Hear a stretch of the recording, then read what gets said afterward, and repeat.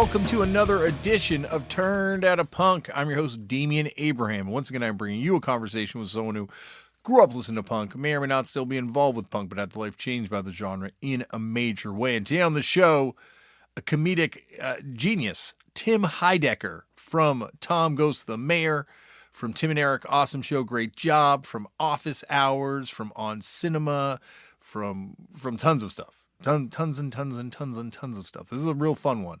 Get ready.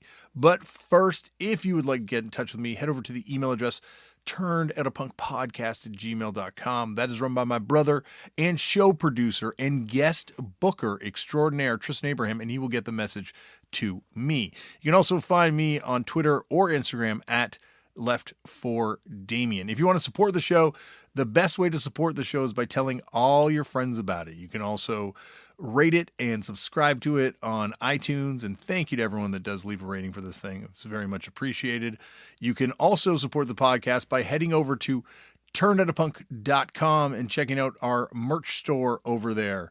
There are some t-shirts that I designed, and they are up there. And thank you to everyone who has headed over and ordered one. And I'm apologizing again for some of the issues with the shipping, because that is unfortunately the reality of the world right now with getting things to certain places. It's prohibitive right now and stuff like that. And don't worry, there's going to be a Canadian store coming at some point. But thank you to everyone who has headed over to turnedoutapunk.com and ordered a shirt. You can also support this podcast by going over to patreon.com/turnedoutapunk and checking out some of the stuff that happens on that thing. And thank you to everyone that has headed over there and subscribed and, contributes to this thing through that. There is footnotes with Chris O'Toole and myself. There's video versions of some of these episodes. There's lost episodes. There's live episodes. There's all sorts of stuff. So anyway, check that out over there at patreon.com. And speaking of support, this thing would not be possible without the support of fine folks at Vans, who came aboard a few years ago and said, Damian, do what you do. Just don't do it out of your own pocket. And they helped me cover the costs of doing this thing. And go figure, there are costs with doing a podcast, free podcast, but they help me cover them. And for that, I am ever grateful. Thank you very much to them for doing that. All right, on to the show. Tim Heidecker is here. And as you heard off the top, he is a comedic genius.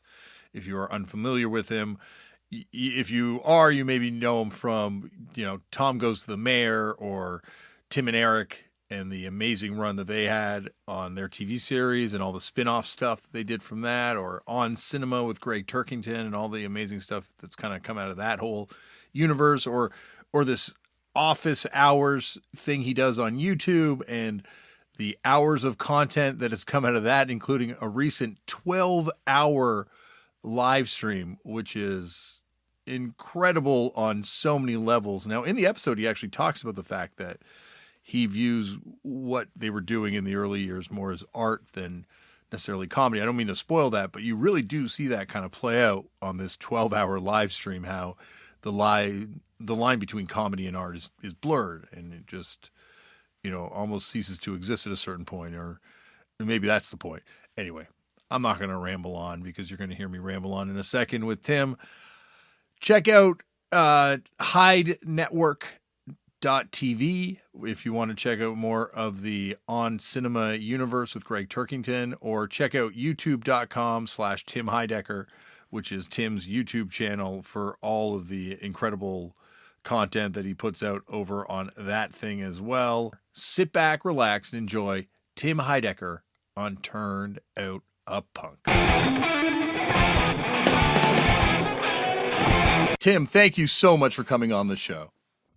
Oh, it's a pleasure. Nice to see you and hear you and talk to you. Well, I'm a big fan, and actually, it's rare that I get to impress my kids with someone coming on the show, but my eldest and I were watching that new Disney kind of science fiction anthology series. Yeah. Just Beyond. Yeah. Yeah. And I was like, that guy's coming on my podcast, and he was impressed by that. So I thought you were going to go the other way, because the other day I was doing a concert, a festival, and I play music as well. And I was playing with Wise Blood, Natalie Mering, who's a very super talented young singer. And we made an album together last year, and we were performing, and a friend of mine was there, and they saw this younger teenager or a teenager, and he was like, "Do you know that was Tim? That was Tim from Tim and Eric?" And he goes, "Oh, I was wondering who Natalie. I was wondering why Natalie was singing with her dad."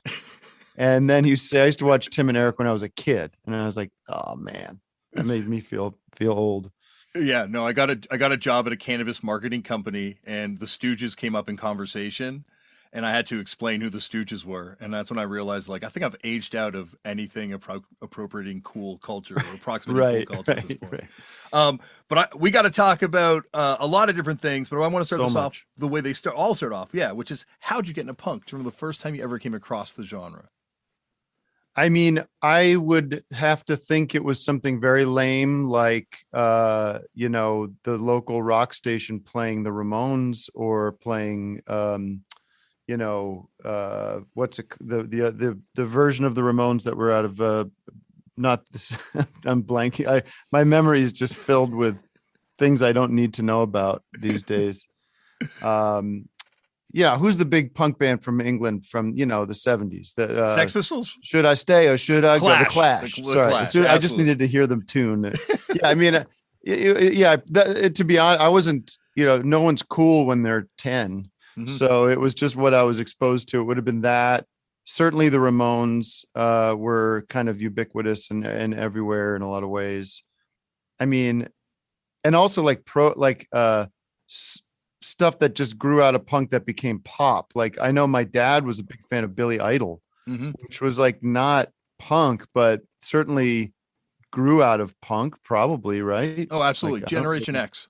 Yeah. It's actually weird. They're an interesting band because, like, Generation X breaks up, half the band becomes Billy Idol and obviously influences that world. The other half becomes this band Empire that puts out one single and one LP and kind of fades into obscurity in England.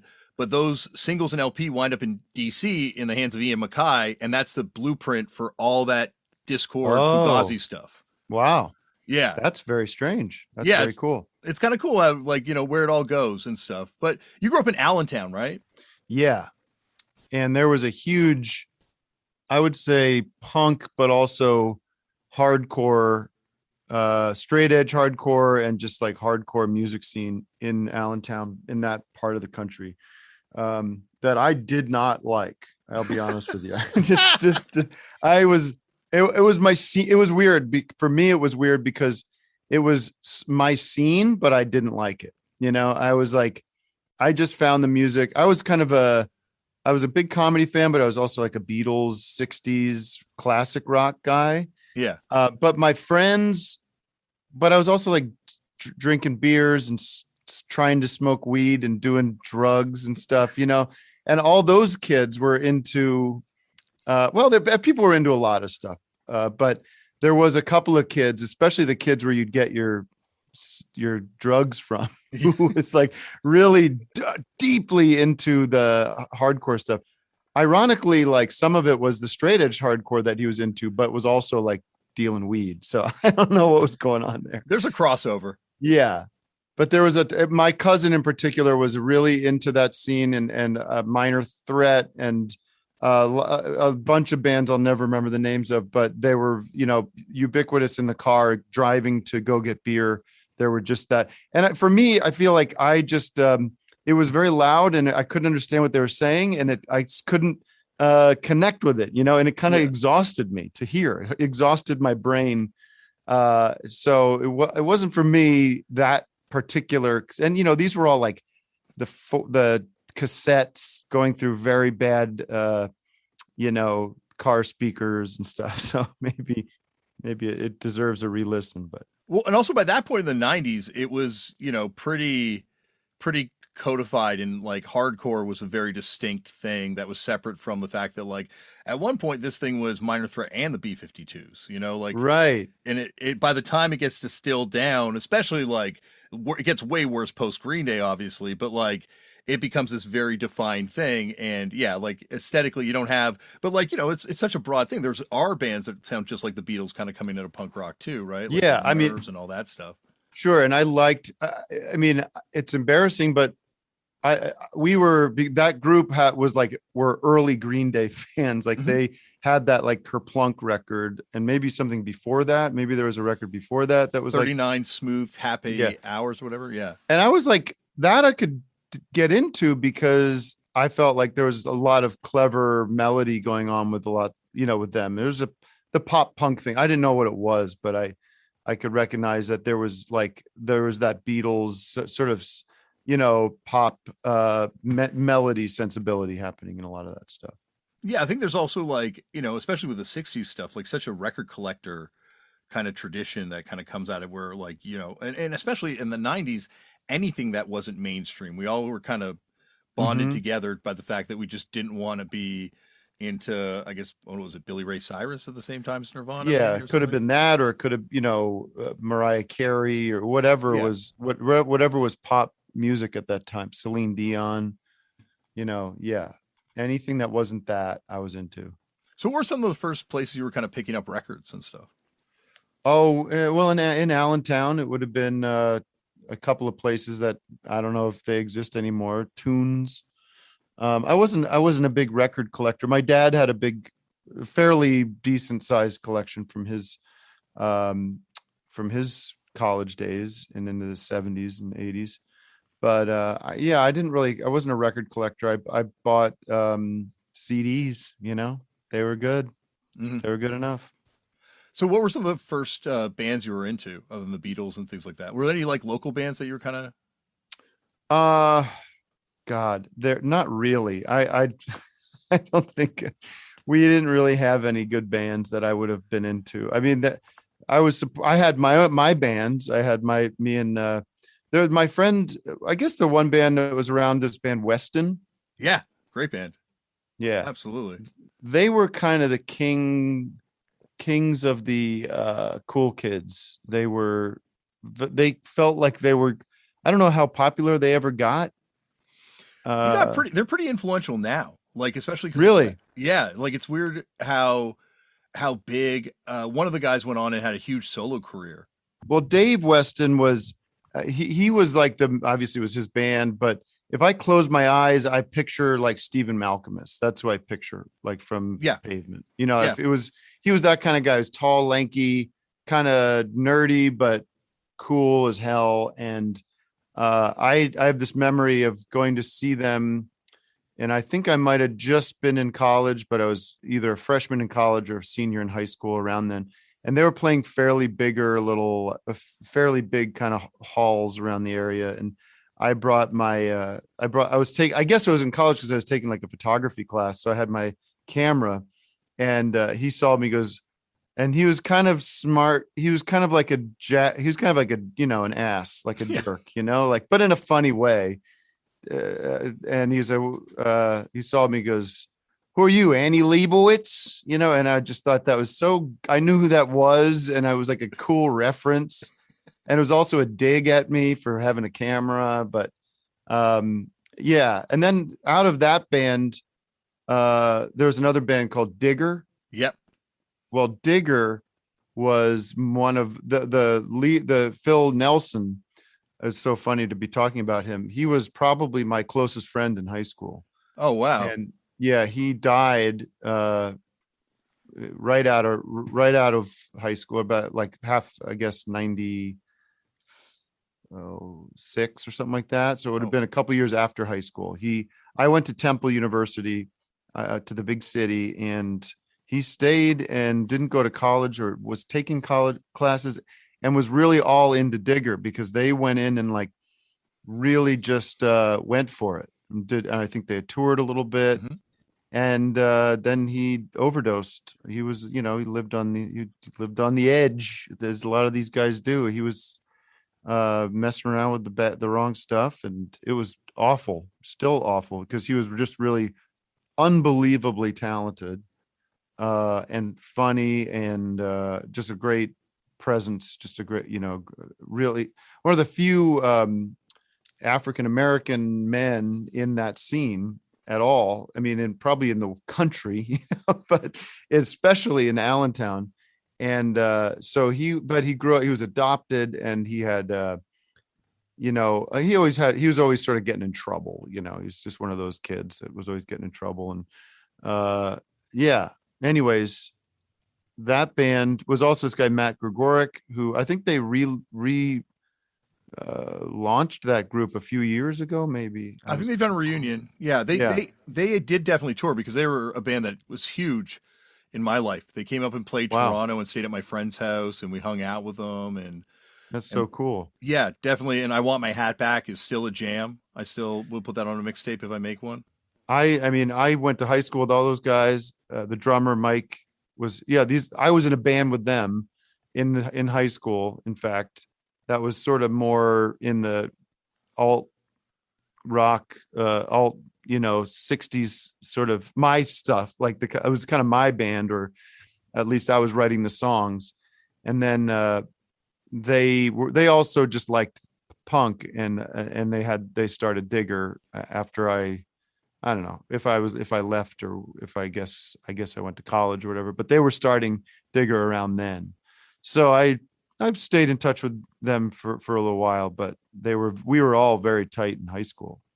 There was also Plow United too. I think that's like another band that I always associate with them. That does not ring a bell. Okay. They were definitely, and Weston actually played a show that comes up on this podcast a lot, the AFI riot, when AFI played Toronto and there was a riot with all the security guards. It was Weston, Lifetime, AFI, and Good Riddance. Wow. And Trigger Happy. And it's definitely a show that kind of comes up time and time again with various What year would that have been? 97?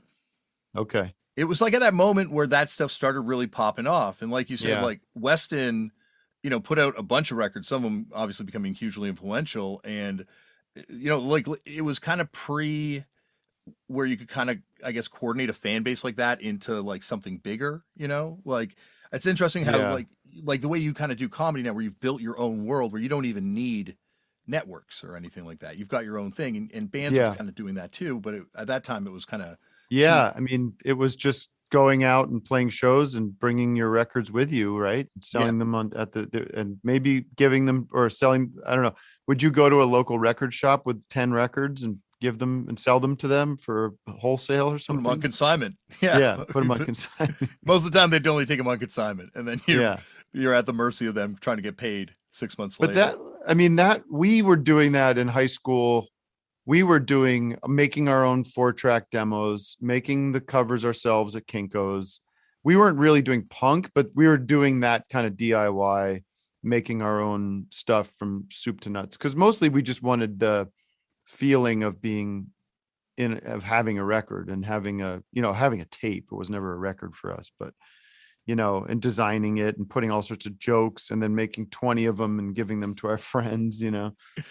But it's this idea of like kind of creating your own culture, that I think I saw you do an interview where you're talking about making films and the idea that anyone can do this, and the fact that you're kind of like, I think you referenced El Mariachi and the idea of like trying to show people that like, if you have the vision, you can make it happen. Yeah. It gets easier and easier in a way with all the technology. I mean, the iPhones and iMovies and that, the consumer level stuff is so good. I couldn't imagine being in high school now with like ideas popping off and energy with all this equipment around to make stuff.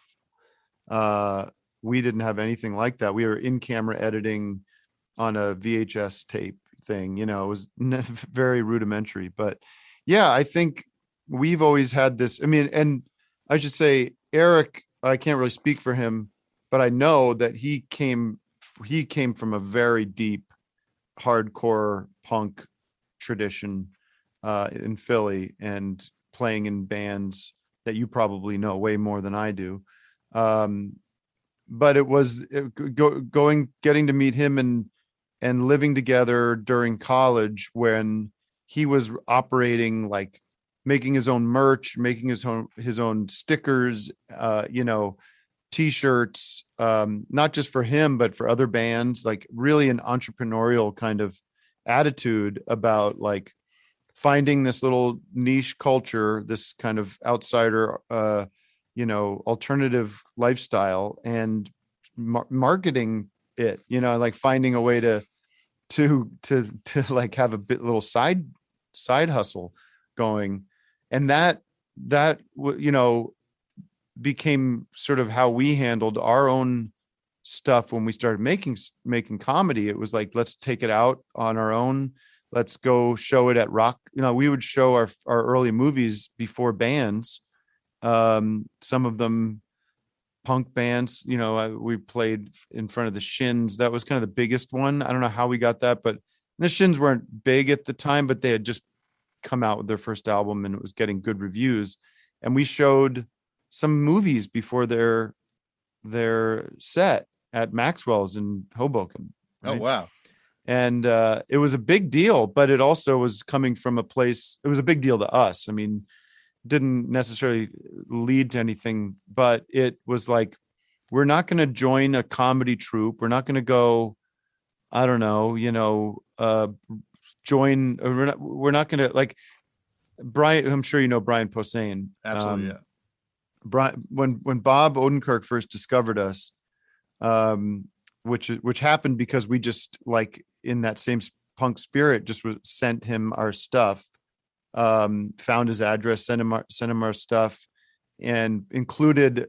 I had a DVD in there. I also had these really obnoxious publicity stills of us that were very, you might say Tim and Eric now, but very ridiculous, and an invoice for the shipping and the DVD and the photos, right? Yeah. And we just had a suspicion that Bob would think that was funny, and like it was just kind of our whole ethos at the time was like presenting ourselves as these like gross business kind of, entrepreneurial guys. But anyways, that's how Bob found us. And we started talking to Bob and getting all sorts of advice and thinking about how we were going to break in. And Bob told us, he was like, I was talking about you guys to Brian Posehn, and Brian was like, why don't these guys get a job in a writer's room, And Bob was like, that's the last thing they should do. They should stay the hell out of, they've been raised by wolves. They don't know this awful business we're in. They don't know the rules. Like, let's never teach them the rules, because as soon as you learn the rules, you start making shitty things, Yeah. So that's what we've been able to kind of do, which we were able to do for a long time, is just kind of stay in our own little bubble. You mentioned that house that Eric had that you lived in together back in college. You guys did shows there, right? Is that where that, because there was a 12-ton system show from the basement, I think. Yeah, it was not a basement. It was it was like the second floor, actually. Okay. It was a row home, a Philadelphia, South Philly row home, 709 South 6th Street. It's not there anymore. Recently went back there, and it had been, I think there was a gas leak and it exploded or something. It was sort of, oh, wow. We need to put a plaque up there. But yeah, it was a total shit hole that I lived in with Eric, and usually a kind of floating third roommate, because it had that middle room that didn't have a window, like one of those like railroad apartments that just, God, you couldn't pay somebody to live in that room, but you needed somebody to pay you to live there. It's the grow up room. That's where you're supposed to have the grow up. Yeah. Yeah. Well, I guess Eric occasionally would have shows there, usually to pay the rent or pay the gas bills, one of those kind of shows. Mm-hmm. Yeah. So that was, and the cops would come. It was about as cliche as you could imagine.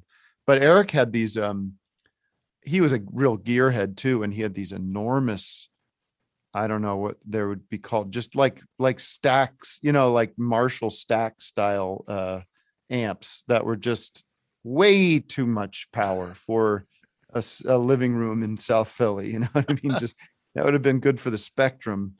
But and we had a joke band there called the Tim Heidecker Masterpiece. Mm-hmm. That was kind of a Spinal Tap adjacent kind of spoof band that Eric and I and this guy John Ziemba would do from time to time as a joke, play with the punk bands as a comic relief act.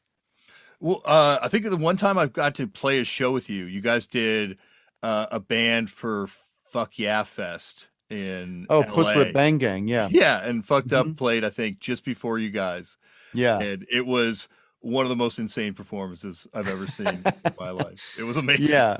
Yeah. Well, that was born out of the awesome show, but we had this, sketch that was Yeah. like a 70s. I had actually seen this, the influence of that was the Doors, but it was after the Doors, after Jim Morrison died. The Doors soldiered on for some reason for a couple albums. And there's this performance of them on German television from like 1973 or something. And it's so good. It's so it's so like mediocre, because poor what's his name, Robbie Krieger, has to take over lead vocals, and it's like it's just not that I'm a big Doors fan, but it was there was something interesting happening with Jim Morrison. Yeah, those up are there. big shoes to fill. It's like trying to fill in But for when it's Iggy just, and the Stooges or something. yeah, but the look of that was so good, and the way it was shot, we did this bit on the show, and then it was so fun to do that bit that we're like, we got to do this live. And I'm a little less I guess you could say I'm a little less punk, but I'm a little less sort of antagonistic about live performance now. But at the time it was like, fuck this festival. My attitude, I guess, was just like, fuck this festival. I don't know why. I think because it was just called Fucked Up, or it had this sort of pretentious we're too cool for school kind of attitude. Let's go up there and play boogie woogie blues rock for as long as we can. It's sort of that Andy Kaufman thing of just being obnoxious and intolerable for our own amusement. That's the thing about comedy, where it's amazing, where it has that moment where it stops being funny and then comes back around and it's hilarious again. Yeah, that's a tricky thing to find. I maybe we found it that night. I don't really remember. I remember having fun, but I was also not really used to play. I mean, you play a lot of shows. That thing where it's like, it gets really fun after you've been doing it for a little while.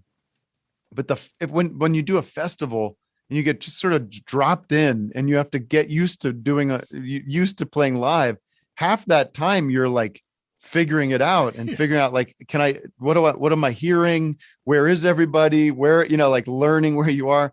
And then it's over. Like I just did this festival, the Desert Days, and luckily the sound was so good. The band was so good that I was playing with. The crowd was very nice, that like about 2 or 3 songs in, I was comfortable. And then I just had fun. But I've done those festivals where you're just like, it's not fun. And it's like, oh man, I wish I could do this. I wish I could have this experience and then do a show tomorrow night where it settles in and becomes actually fun. Yeah, well, because there's also so much pressure on you guys, because like you're basically dropping in at a headline level as like this group that's doing it for kind of the first time. Yeah. It's a high wire act for sure. You also brought up, that Doors performance. Were you into like tape trading culture and all those kind of like weird lost and found clip tapes in the 90s? Yeah, I was, because there was a guy in Philly. I think his name was Cotton Candy. Does that ring a bell to anybody? Maybe no. Maybe someone listening probably. Yeah, I was just thinking about him the other day, and it was he was a bootlegger of tapes. He went to every show and filmed the shows, but he also had this collection of odd tapes that were pre-viral video. We didn't really have the internet. We had Cotton Candy, and he would be like, dude, you got to see this shit. This is like, you want to see James Brown, or you want to see Chuck Berry, pissing on this girl, that tape is all that stuff. Tape. And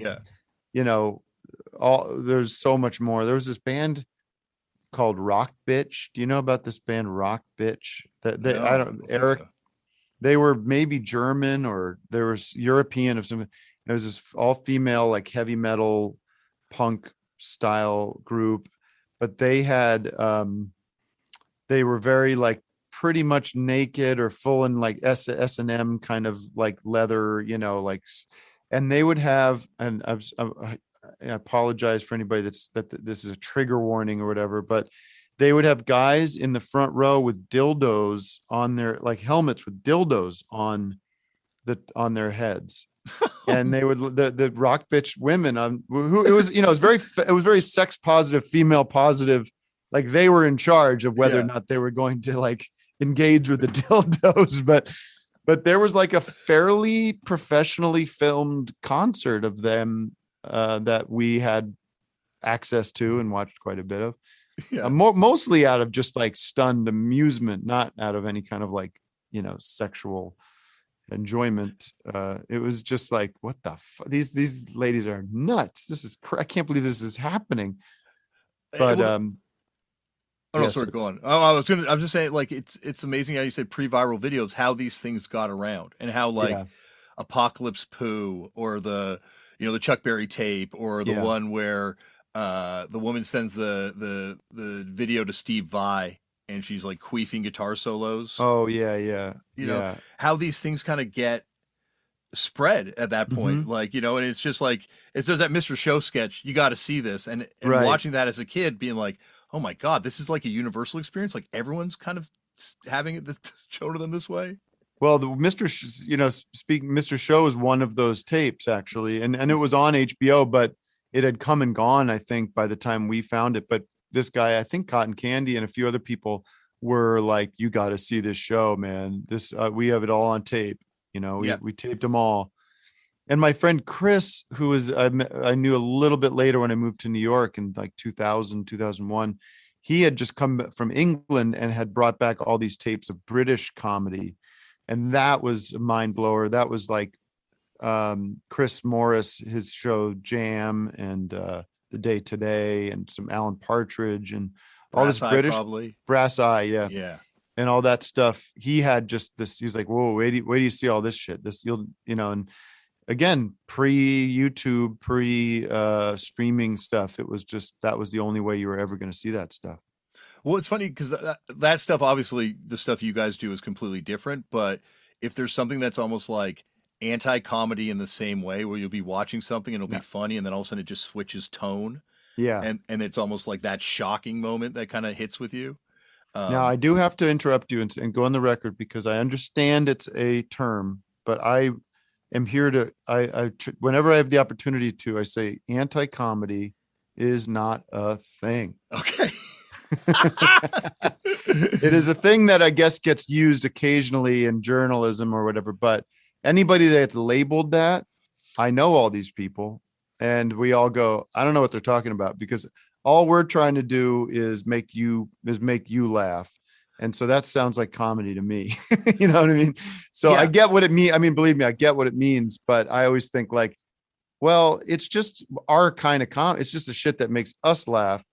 And, if I would call, the Big Bang Theory anti-comedy, because it doesn't seem to have any interest in making me laugh, but so I get a little, that's my goal in life, is to like eradicate that word from the lexicon. I will strip it from my lexicon, but I think it's definitely something where it feels like the intent of what something populist like that is doing, and ultimately what you're doing is populist too. Obviously, you've got a very successful career, but the intention of the stuff, like Kids in the Hall, or certainly Mr. Show and Chris Morris, and even some of the early Alan Partridge stuff, where it's less trying to make you laugh, and it's like, if you don't laugh, that's fine. You don't have to laugh. Like, we don't care. Yeah, it's also, I think those shows and our stuff and stuff that might get called anti-comedy, it comes with the understanding, or it comes with like an arrangement that for you to really enjoy this, you have to have a bit of context about comedy and what's supposed to be funny, and it's sort of a counterpoint to something that you have to come with it's not just a guy falling down. It's a joke about like the guy falls down and the expectations are that he gets back up, but in that case he's dead, and so but you have to know that, so you have to kind of already know that like the joke about a guy falling down has been told for 100 years, and that there's a reference. Does that make sense? It's sort of like, no, definitely. We come with a reference to understanding comedy or storytelling or, narrative form. And like but there's also something in the 90s where it was laughing at stuff that you're not supposed to laugh at. That Mm-hmm. this stuff's not supposed to be fun. Like Faces of Death. You know, I'm not saying like pretty fucked up Right. that people laughed at it, but like that was the intention when you put that on at a party. Yeah. Or, Tom Green Yeah. for Yeah. sure was sort of just like, well, this is just stupid. That would have been the attitude. Well, yeah, that's the point. It's just stupid. Or, he's being aggressively annoying. And, there's also like there's like a root to that. That's very basic, I think, but, certainly like that, again, it comes from like Tom Green probably knowing the rules of all those old traditional prank things and subverting them because he knows that the knows those rules too. Mm-hmm. um but yeah, there's definitely a period of, I mean, it's just the 90s gets to the place where you have a couple generations of people that were raised on television, raised on media, and have just a very high uh aptitude for understanding what a show, what media is, Yeah, and that's kind of what punk does with music, you know, in the same yeah, way that it's like we understand the rules. Like it's the Mannerist stage of genre development where it's like now we're going to play with everything and yeah, we know what good rock and roll is, but we're going to play it like we want to play it instead. right. Um, were you into any of the Derek Beckles stuff? Did you see any TV Oh Carnage and yeah, all that? yeah, right. Yeah, totally. Right around that time, I think when the Brass Eye and all that stuff was coming into our lives, those those Vice DVDs came out. They're called Fridays. What were they called? Something about pants, maybe, or Friday? No, I'm blanking on them, but they were hugely I mean, uh, yeah, Derek. But what were they called? I should know. We We used to have. can. I worked at a video store and we got the tapes. They would bring in tapes for us in Toronto when Oh, and really? I think the DVDs are the compilation of like Yeah. the tapes. That because that started up in Canada, Yeah, right? they were Toronto Yeah. guys, and they used to actually the Yeah. video store I worked at. That's where they would come in, and it was like a video store, very much like Kim's, where you just Mm, had so much fucked up stuff. Like, right. and they would get a lot of the early stuff. TV They were Carnage TV was Carnage. what it Yeah, was. Yeah, yeah, yeah, sorry. absolutely. Sorry. Um, yeah, that was, I mean, I've talked about it many times. I hope that I have, that we would we picked up a lot. I mean, there was just a lot of great editing moves and style moves. And I mean, we grew up with the stuff that they were pulling from too. Hmm. I grew up in Allentown, and we had our local, people always say, is this cable access? I never knew what cable access was. I knew what local broadcast, local television was, which is worse, because they have Yeah, more resources. It's not just a, between two ferns with a blue background. It's a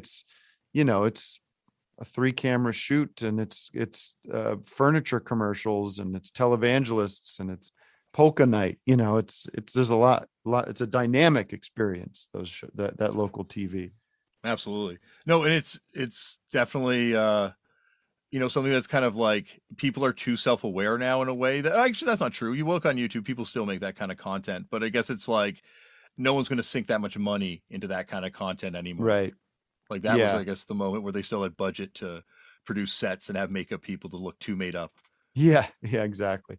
No, I think there must still be local television markets out there. I mean, that are just soldiering along and making local stuff for people. And but now you're right, like there's so much, you know even in small town America, I feel like it has moved to social media, where you find out about where the advertising goes, where the news goes and stuff, and where the sense of community has gone. So I don't know if those stations are flourishing the way they might have in the 80s and 90s.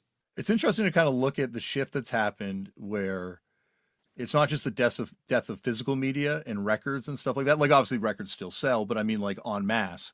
But it's also like the death of traditional platforms, like what you do. You don't necessarily need these networks. Like they come to you, and it's not, Yeah. and it's different now, right? Like you said, the tools are more accessible. Like it's easier to do this stuff. Yeah, it's still nice there's still something very nice about getting paid too much money to do the things we do. You know, I've always felt that we were getting paid too much.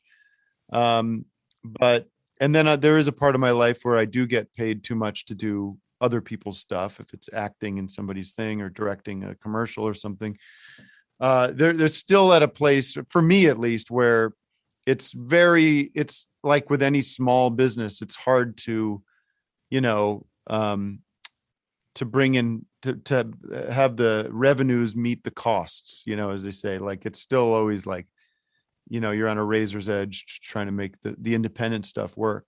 In the big corporate world of Warner Brothers and all NBC and stuff, there's just this kind of there's always, you know, pushback on budgets and that kind of thing, but there is this other level of money involved that makes things like, you know, seem like anything's kind of possible. But I mean, the trade-off is, you know,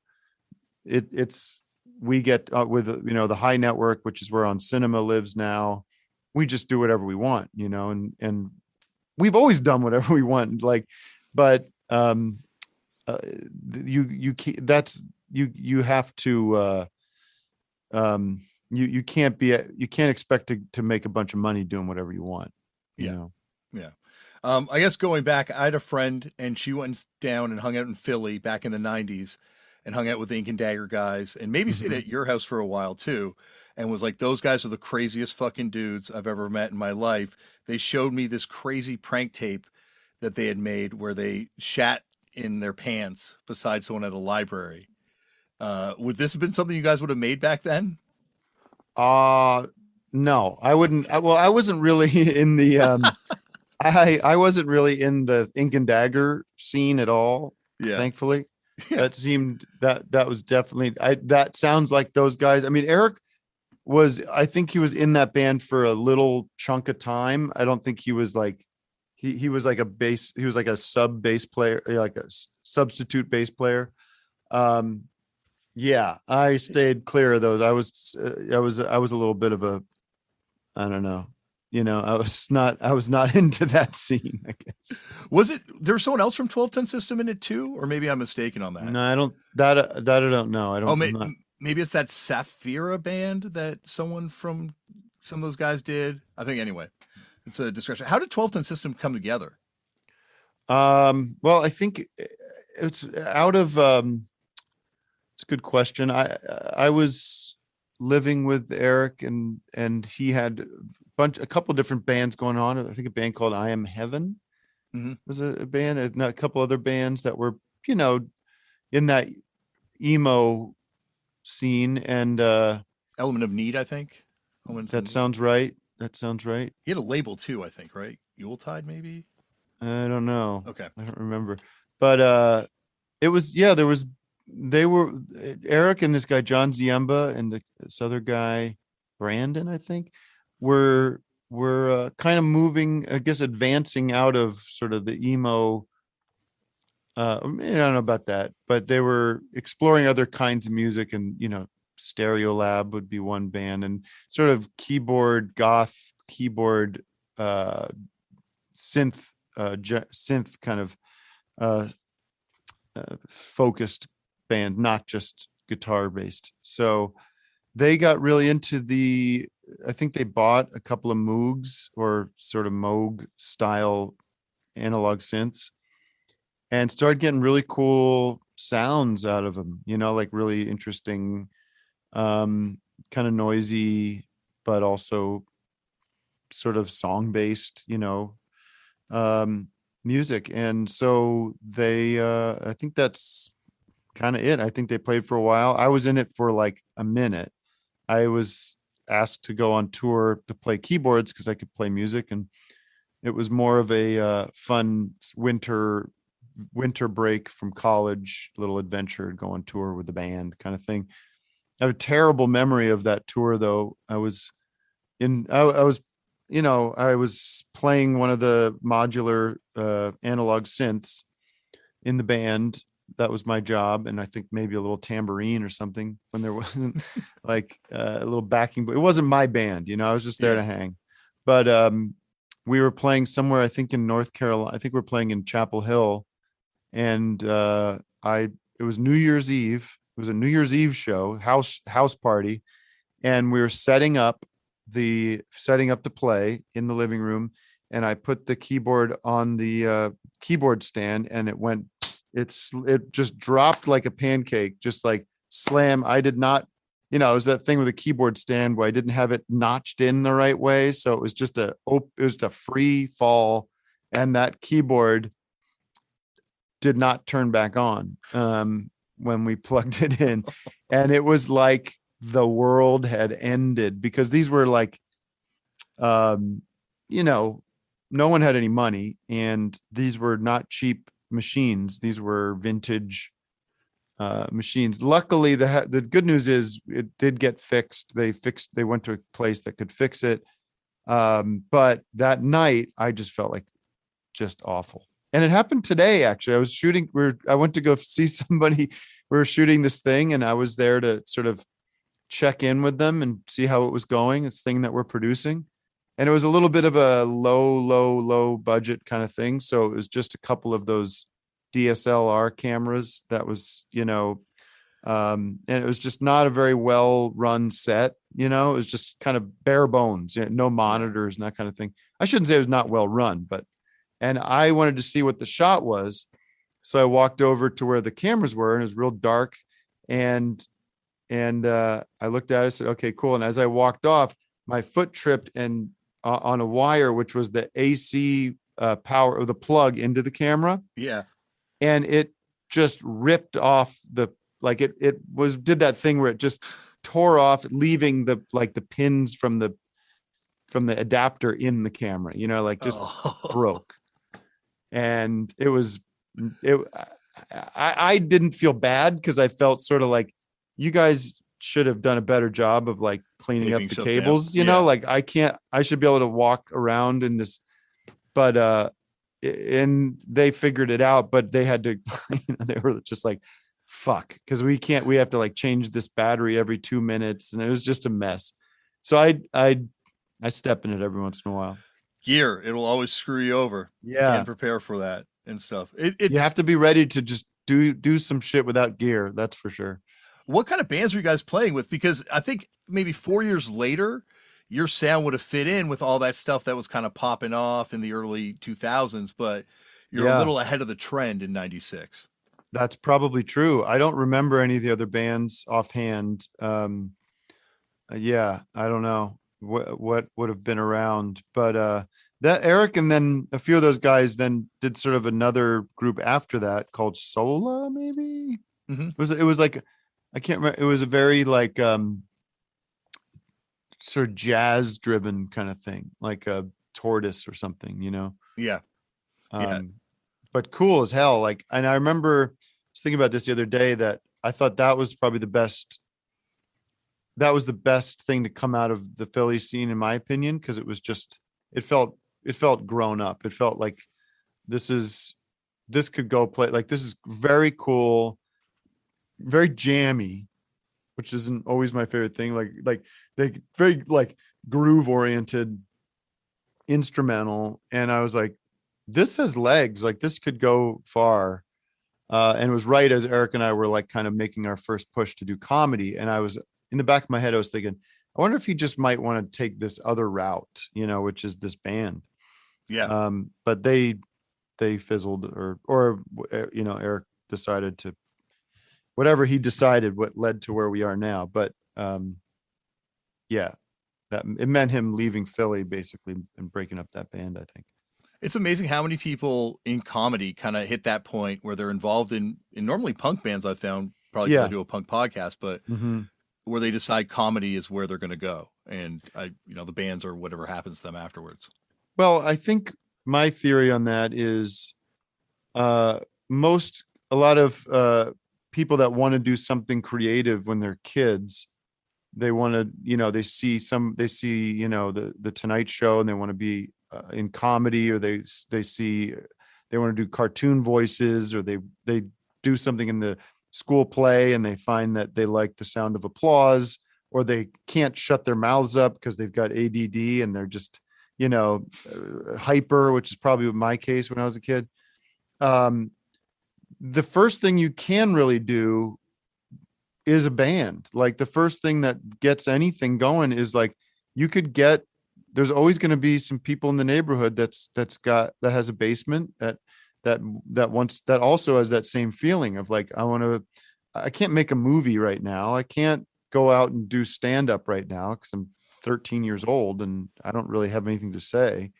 But I can like bash away on a guitar, and I can go down to the local music shop and get like the starter kit and the Gorilla amp, and like these are all very tangible, like small step things.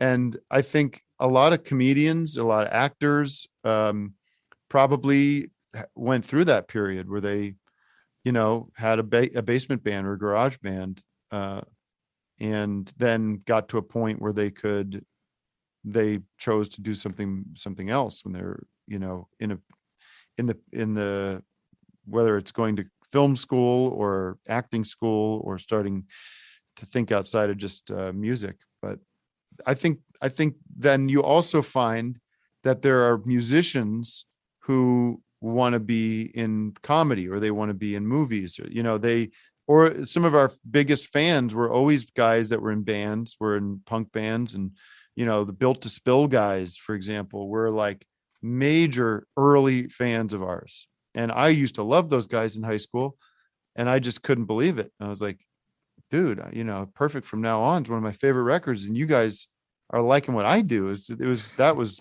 just mind blowing. But I think it was that shared, like we all kind of grew up with a creative energy that, a lot of people started bands, and the people that started bands that stayed playing bands still have different, itches that need to be scratched creatively, want to do other things. Yeah, it's and like, especially this generation of comedy and this generation kind of like indie Mm-hmm. punk adjacent kind of music, where, like you're saying earlier, it's like about subverting the genre. It's people that can kind of see through the tropes of this thing and Well, hopefully that's funny retain. because, yeah, you say that. I think it's important to remember that when we were coming up, comedy wasn't a thing that we imagined possible, because comedy was not a cool thing. It's not a thing that we aspired towards, because of what we, thought of what comedy was. Comedy was Seinfeld, and which I actually like a lot, but it was mainstream. It was not subversive. It was not subversive. It was not dangerous. It was not interesting artistically. It was just sort of for mass consumption. Now, we were fans of certain things. We were fans of Andy Kaufman and fans of Mr. Show, and those, like, seeing Mr. Show was kind of like, actually, this does remind me a little bit of like Pavement, or it reminds me Yeah. a little bit of like a Matador band. What Mr. Show is doing. Yeah. So that made us think a little bit more like, well, this stuff that we're doing, which is kind of, we thought about it, and this is very pretentious, but we thought about it more as like art, like, because that was like in Philadelphia, that's what, like, people were doing art, and like people were putting on galleries and doing weird, performance art and very strange things. And we were making videos, and they were funny, but they were also like subversive and weird, and in our minds artistic, so it was confusing to us to think of ourselves as comedy, even though we knew that what we were doing was funny. Where do you think it was going to fit in then? Like, because what you're doing is, I haven't seen like the early stuff, but it's more Yeah. playful than like cinema of transgression. Like it is, Yeah. it's, like, was there other stuff that you thought like, okay, this is where this thing could potentially fit in with? That's, I've really no clear idea. I think really there was Comedy Central, which we did go and meet with, and they were nice, but said, yeah, this isn't for us. And then there was Adult Swim, and that felt a little more like, it would be really the only place that would feel appropriate for what we were doing. and there they were, and they were looking for people like us. So it worked out. Like, were you into, because like I think for us in Canada growing up, like the first place, like you mentioned with Mr. Show and obviously the Matador stuff, like those guys hosting the video for Matador later on and all that. Yeah. For us, it was like Kids in the Hall and Shadowy Men on a Shadowy Planet doing the theme song, and Mm-hmm. that kind of like marriage of like, I don't know, Cool. music, cool, yeah, cool comedy and stuff like that. Were you like in SCTV Yeah. and that sort of Oh stuff? yeah, yeah. I loved SCTV was on here on a network called Nick at Night, which Mhm. is Nickelodeon. It was basically, if now that I think about it, was basically what Adult Swim was, except they just had old programming. But it was basically Nickelodeon was for kids, and at night it was Nick at Night, and they showed old sitcoms and game shows and SCTV. And SCTV was for one summer I can remember, at least, like I watched that every night. Absolutely, love. There's what's not to love about Yeah. all those people. And then Kids in the Hall right around the same time was huge. I mean, I just felt that that was absolutely for me, and was way darker and more subversive and interesting and cooler. Totally cool. Totally cool. Not and there were things that were cooler, which and more dangerous. That it was the sweet spot of cool for me. It was a nerdy cool. It was like They Might Be Giants or something, Yeah. which That's like, I love too. yeah. I loved, and I will go back to listen to that every once in a while and be like, that album Flood is really fucking good. It's really fucking smart and cool as hell, and so unique sounding and totally nerdy. Um, but that goes back to what I was saying earlier, like melody and like pop hooks. That's where you could get me on board with your music. I've heard you talk about Howard Stern and Mm-hmm. sort of the influence, and that's like a culture that I don't think I grew up with because we didn't have him on radio till much later. Have you ever heard his weird parody record that he did? How Weird Stern? That Howard Stern did? Yeah, in like '78, he did like No, I a. don't think I ever did. It's It's like a novelty record. yeah, he's like trying to go for like the blue version of Weird Al, Oh, weird. and I never heard it. I'll have to okay, look that up. it's yeah, I think he picked the right career path. I don't think he was on the same trajectory as everyone else was. He was right on the heels of knowing who or knowing who Weird Al was, though. I mean, Yeah, like, because that's pretty early for Al. it must maybe it's a little bit later because it must have been after Doctor Demento. I guess Yeah. that Weird Al had a hit, and it's like a cash in on that kind of vibe. That's funny that Dr. Demento had a very big influence, I think, on a lot of people. Yeah, Not so much me. I don't think I knew. I think I knew about it when I was a kid. I don't know if it was ever on anywhere, but certainly you hear about a lot of people as how they heard a lot of weird things for the first time. yeah. I think you're like a generation after because I think you and me are kind of the same age, Yeah. and but I think for the generation before, like yeah, like it was when you're grasping for anything outside of this mainstream. That's one of the few places that's actually giving it to you. Yeah. It's interesting now that there is so much and everyone's exposed to everything and you could get anything you want. But what you don't have as much anymore, and tell me if I'm wrong, is the kind of curation that we had by certain very cool people that could go like, here's what you need to know. Like, here's the cool stuff. Here's the good stuff. Here's the weird stuff. I'm going to turn you on to things that you've never heard before.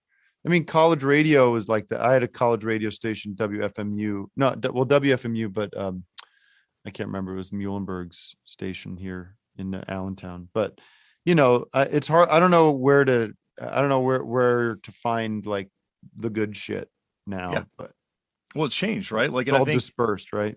one, I think what's cool has changed. Like, I think Vice and that Vice culture was the tipping point, and now, like, I look at the stuff that my kids look at on the internet and the people they look up to, and they're not cool by any metric. Like, they're Right. just like normal people out there. Right. Like, they're not Gerard Kozloy or Matador Records people or the Vice people. They're like really they're people that want you to like them, which Yeah. is not what we were ever into. We were Yeah. never into anybody. you know, even something like Michael Stipe, you look at early Michael Stipe, he didn't want to be on camera. Yeah. You know, he was like looking, he was turning away, and you're just like, that was kind of cool. Obviously, that was cool. Well, Like, the whole point was to become famous and hate it. yeah. You know, like all those rock stars just were like, fuck, why did I do this? And like that was, and I think that must be a punk thing, right? Kurt Cobain, Michael Stipe, like all these Yeah. guys were coming out of punk bands. So it's like this punk rock guilt, I guess, for some reason you're Which carrying is around. kind of silly, you know, like it is a silly part of that culture. It's Yeah. sort of like, well, if you don't want to do this, don't do it. Like, Yeah. what are you putting me through this for? I fucked my life up with it. There are definitely decisions that I made with Ian MacKay sitting on my shoulder that in retrospect, now that I'm a father of 3, it's like, Yeah. why did I listen to this guy who's a millionaire, you know, off Right. Yeah. records? There definitely was a letting go of sort of the, I mean, we came out of that punk spirit and punk, like fuck everything and not, and burn bridges kind of attitude. And, you just like, and also staying in character and not revealing anything about yourself.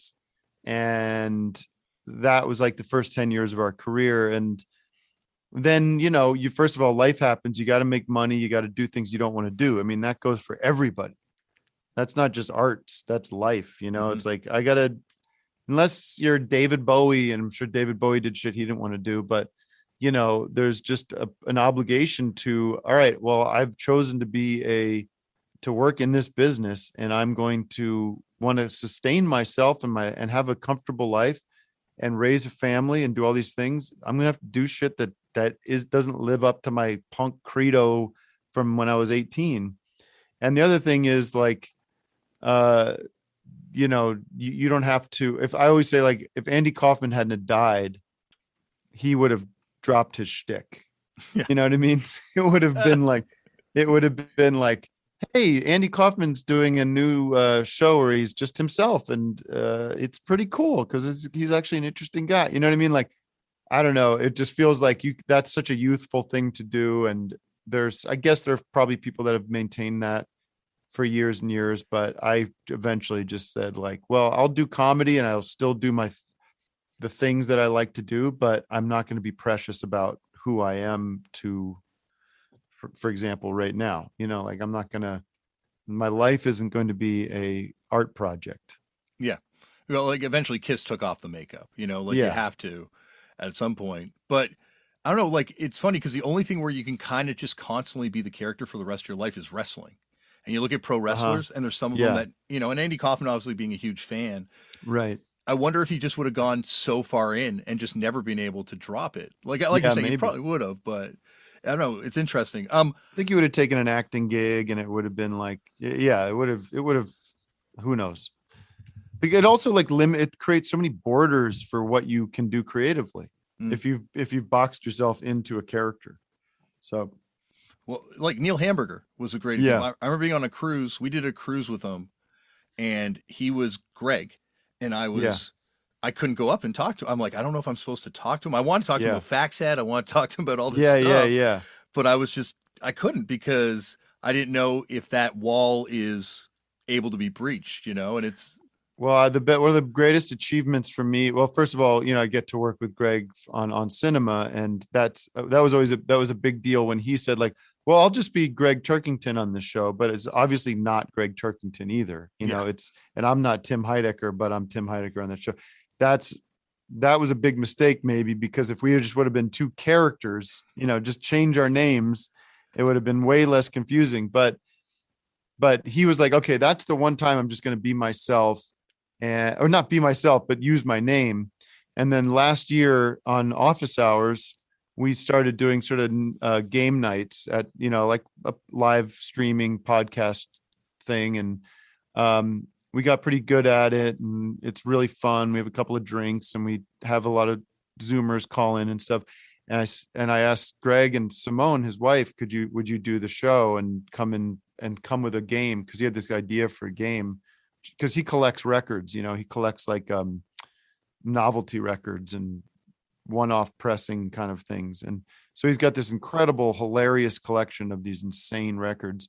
And the game was he would show 3 covers and play one of the records, and you have to guess which record it was. And it's a great game because the covers are, it's all these like people that used to play at the Holiday Inn, and it's their like guys in velour suits and big giant afro, all kinds of just that feels like it's from another planet. Yeah. But we got just Greg as Greg, to hang on camera and talk. And he's just a funny guy, he's just a fun person to be around. And I'm like, dude, there's a whole world for you of just being funny and being yourself. But please don't give up Neil Hamburger, because it's the greatest thing. But you can do all kinds of things in this world nowadays. Well, like, I think people are happy. They're like, holy shit, this is more good stuff, And you're a perfect example of that. Like, you do earnest music, you do comedy music, you do comedy, you do commercial work, you do acting work. Like, you do, it's really inspiring because you don't have and to why limit should yourself. you ever think that I shouldn't do that? Like, and obviously it annoys me. People go like, stick to comedy or whatever. It's like, why? Like, I just have to do what I want to do. Now, some things can just work better than other things, of course. And, I'm not going to nail it all the time, but I can't go like, I shouldn't do that because that's not good for my brand, or, like, that's not what I'm about. Well, it is what I'm about because it's what I want to do. How do you manage the time though? Like, that's the thing I find also, because I'm a parent as well. Yeah. And just like the amount of output you put out and the amount of like sort of disparate output that you put out. So like just mindset juggling must be intense at times. Well, it's a little bit of the perception isn't exactly the reality, because you do things, they happen, then they come out much later because of the way things work. I went and made an album, and it took me, these kind of things take 3 weeks, 2 weeks of real dedicated time. And then it's like, oh, I'm going to schedule an hour to do overdubs, and I'm going to schedule an hour to do whatever, fix this one thing. And it's really just comes down to like time management and schedule and putting stuff in your calendar and being like, all right, this week. It's frustrating because some things I'll have like a show booked for, because of how the music business works is you've got to book shit months and months and months in advance, right? Like, just what am I doing in 6 months? I don't know. I might get a call from fucking Steven Spielberg to be in his movie. Yeah. Like I might, this not crazy, but I can't stop doing the other stuff. So yeah, the acting stuff or the bigger money things, they might come up. Like the other day, it was like, can you be in New Orleans next week for this TV show? I'm like, well, I got to move some shit around, but I guess I got to, I can't just, so you just got, and luckily my wife is amazing, and she knows that this is our life, and she knows like, she's got her own things going on, but it's like, I can't turn work down because it means I'm going to have to go out of town, like there's those kind of things where it's like, all right, well, I'm going to New Orleans for a week, and, we'll figure it out. But it's worked out, but there are days where you're just like, all right, I'm going to be working on this in the morning and that in the afternoon. And then at night, I'll check in on this, but it's really not, I can't complain. A lot of it is sitting around waiting and, letting, and other people doing some of the time, we have amazing editors, amazing mixers, those kind of people that are just like, sometimes that's where all the time goes, like writing a song, it takes me about as long as the song takes, to sing sometimes, if you're lucky, right? Yeah. Maybe twice. This has been a huge thrill, and I appreciate you giving me this time. And anytime you want to come back and talk about any of this stuff, the door is always open. I appreciate it. But before I let you go, can I ask you quickly, because you're someone who's confronted trolls kind of head on. And I know people always make a big, like talk about this a lot, and it's an important thing to do, obviously. But I think at the same time, it's interesting because I think you have a really great sense about where this stuff comes from. And I think Mm, that's, I think, find fascinating because a lot of people look at the problem but don't necessarily identify where the source is sometimes. And I think with this stuff, troll culture and seeing where that came from and where it's ultimately led with like QAnon and yeah, Proud Boys and all this stuff that comes out of troll culture. It's fascinating to see how this thing has arisen. And it's like the problem of our era. I agree. I don't know if you how to approach that to be helpful. It's very yeah. I think it does. It comes out of a you know the. I think it does come out of a kind of a nihilistic punk culture that we're definitely a part of, and I'm a part of. Was a part of. I'm sure a lot of the people that shit posted troll come out of watching our stuff, or maybe not entirely, but certainly that was what they were into. And when they find out that I'm not really about that so much, I think it's disappointing to them, because our shows, a lot of our humor and a lot of my humor still, I think, talks about it has a sort of a nihilistic nothing matters kind of attitude. And I think I fight that a little bit, and I try to not make that everything I'm about. But the internet has created a place where I think especially young boys find empowerment in having control over, being able to sit almost like a video game where you would just sort of be able to fire missiles onto villages without any repercussions or any Yeah. consequences. And there's something I could easily remember being 16 when the internet just first happened and realized I could go into a chat room and fuck with people. It was great. Yeah. It was Yeah. awesome. It was not awesome. It was fun and dangerous, and it was just same as prank phone calls. It was the same energy.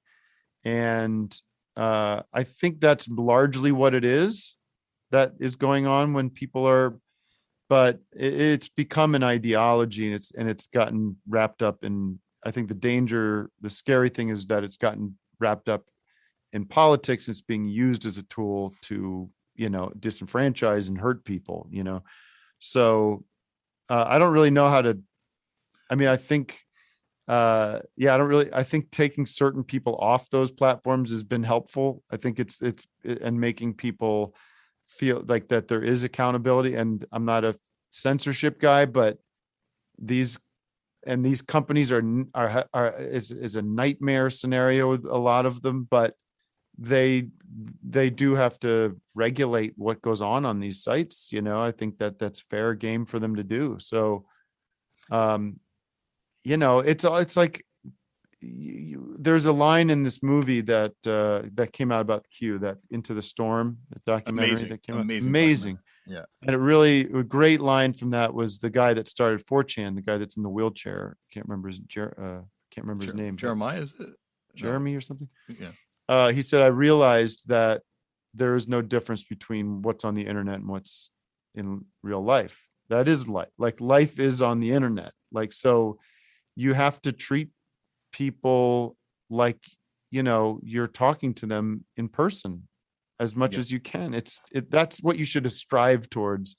It's not always easy. It's so easy to be a piece of shit online because there are no consequences to it. But it fascinates me, and it makes me, sometimes I do reach out to people. I say, hey, I would like to talk to you because I want to talk to you on the phone. I wish Twitter had a button that just said, call me, and I'm glad it doesn't. But well, but it would be a thing where you didn't have to engage, but you didn't have to you didn't have to then know the person's number, like an Instagram live thing almost. Yeah, just like, hey, are you serious? Like, are you really mad? He's like, and that person 9 out of 10 times is going to say, no, man, I'm fucking around. I thought you thought I was, like, a lot of people think that I think it's funny. And I go, sometimes it is, but most people aren't that funny. You know what I mean? Most people aren't that clever. So anyways. Yeah.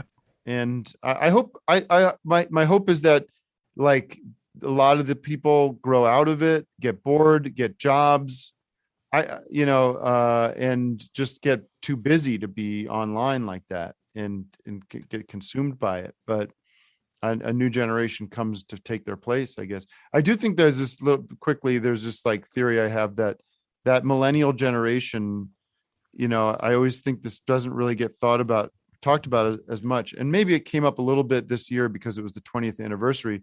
But for the millennial and Gen Z, their first like, that first thing in the world that you notice is outside your little family unit. For them, it was 9/11, which is so apocalyptically awful, and then it led to another 10 years of just war on terror and the war in Iraq. And, it's been a tough 20 years. And I think when you grow up in that,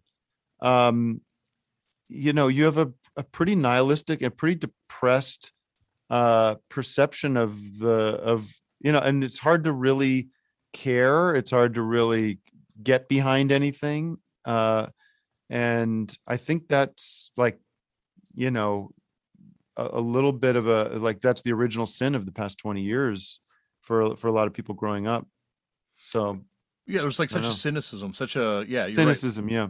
Like and also it's amazing kind of looking at that time and looking at what the barometer of cool was, where it's Vice and do's and don'ts. And obviously Vice is very different now, but Gavin at that time and where he would go, and it's also I mean, like there was no cause, there was no movement, there was no, there's a bit of a shift now. I feel like there's activism that's come back, but the 60s had all kinds of things that you could care about legitimately and do stuff about, work towards.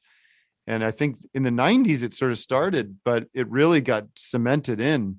When we're growing up, there's no real thing. There's nothing there's that sort of malaise and that sort of, to be cool, you can't really care. You can't talk about shit. And you have to be kind of sarcastic and ironic.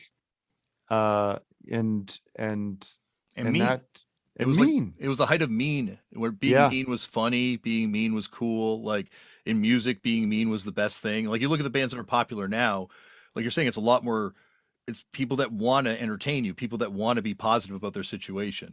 Or this situation, I guess. Yeah. It's interesting. Anytime. Anyway, thank you, man. Dude, it was a really fun chat. Oh, this has been awesome. Thank you so much. Take care. Thank you, Tim, for coming on the show. And you heard right there, Tim will be back at some point in the future for more conversation.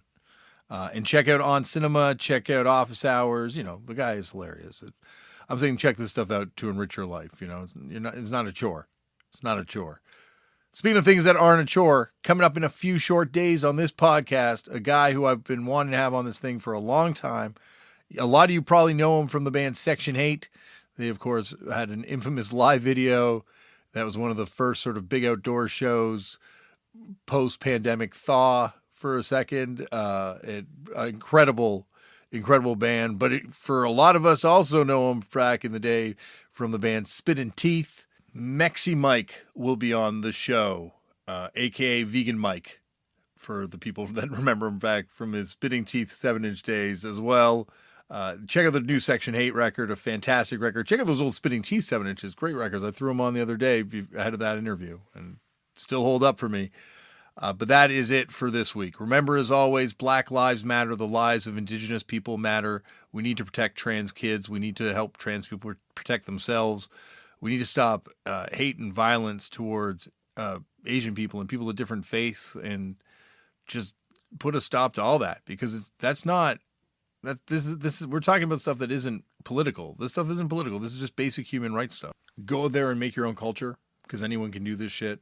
Start a band, start a fanzine, start a podcast. Believe me, this is some of the easiest shit. Anyone can do it, and it'll make you feel better. And you don't have to put it out to the world. Just put it out to your friends. Let your friends, see what you're working on. Be creative. It'll help your mental health. Speaking of helping your mental health, try meditating. I know I say this. I didn't believe in it, and I find it really does work. It helps with sleep. It helps with relaxation. It just I don't know. It's like exercise for your brain. And I'm sure someone else has already made that analogy, so I don't want to pretend like that's something profound. But it is definitely something that I do not believe in, and I find I gain benefit when I remember to do it. So I'm saying this to myself to remind myself to do it too. You sign your organ donor cards, because by the time they come looking for those organs, you don't need them. Just sign that shit. Why not? And I think that is it. Go out there, stay safe, and I will see you on the next episode. Thank you for listening. Goodbye.